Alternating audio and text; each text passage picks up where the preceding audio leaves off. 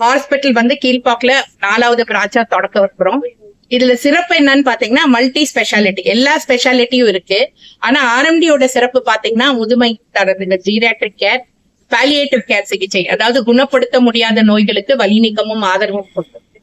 இன்னொரு விஷயம் பாத்தீங்கன்னா நாங்க ஹோம் விசிட்ஸ் பண்ணிட்டு வரோம். 30 ஆண்டுகளாக ஆர்எம்டி மருத்துவமனை வந்து டி நகர்ல செயல்படுது. டி நகர், அசோக் நகர், ஸ்ரீபெரும்புத்தூர், இது 4வது ஒரு பிரான்ச். இதை தவிர செவிலியர்களுக்கு பயிற்சி கொடுத்துட்டு இருக்கோம்.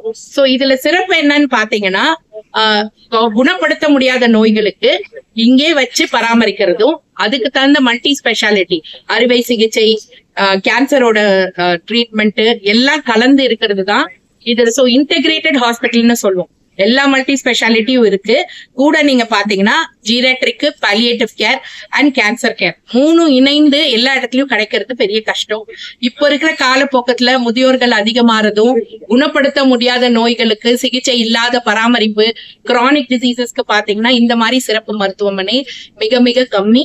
இதுல வந்து இன்டெகிரேட்டடா நாங்க 30 ஆண்டுகளா பண்ணிட்டு வரோம்.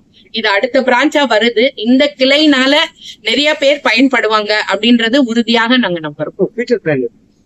சோ எங்களோட ஃபியூச்சர் பிளான் பாத்தீங்கன்னா இதே மாதிரி சிறப்பு மருத்துவமனைகள், அதாவது ஒரு 50 பெட்டுக்கு உண்டானது தமிழ்நாடு பூரா கொண்டு வரணும் அப்படின்றது எங்களோட பிளான். ஏன்னா நீங்க சிட்டில பாத்தீங்கன்னா நிறைய இந்த மாதிரி சிறப்பு மருத்துவமனைகள் கிடைக்கும்.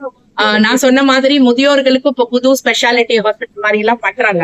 ஆனா எல்லாம் இணைந்து பாலியேட்டிவ் கேர், புற்றுநோய் மற்றும் இந்த மாதிரி ஹோம் விசிட்ஸ் எல்லாம் கலந்து இருக்கிற மருத்துவமனைகள் கம்மி. சோ தமிழ்நாடு பூரா, குறிப்பா 2 டயர் சிட்டிஸ் சொல்லுவோம் இல்லைங்களா, அங்க வந்து இவங்க எல்லாருமே சென்னைக்கு வர முடியாத இருக்கிற ஒரு பகுதி மக்களுக்கு இது போய் சேரணும். அதுதான் எங்களோட ஃபியூச்சர் பிளான்.